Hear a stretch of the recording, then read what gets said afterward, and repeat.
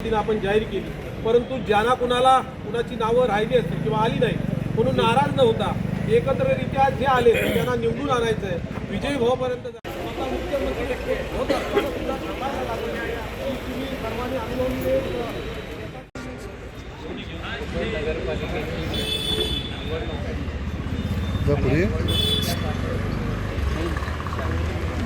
आपल्या आदेशाप्रमाणे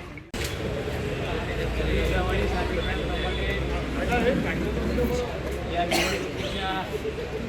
सामोरे जात असताना आपल्यालाही खूप अडचणी होत्या. अनेक आपले उमेदवार सक्षमपणे निवडणूक लढवण्या योग्यतेचे होते, पण पक्षाचे प्रदेशाध्यक्ष रवींद्रजी चव्हाण साहेब आणि माननीय मुख्यमंत्री देवेंद्रजी फडणवीस साहेब यांच्या आदेशाने आपल्याला ही निवडणूक महायुतीतच लढवायची आहे. याबाबतचा निर्णय झाल्यामुळे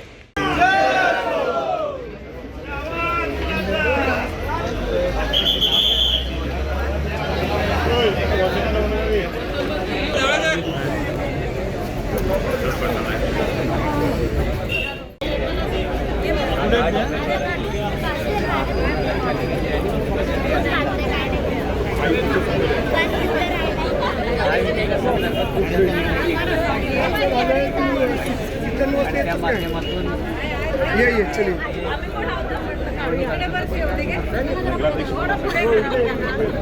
थोड्या वेळात कळेल आपली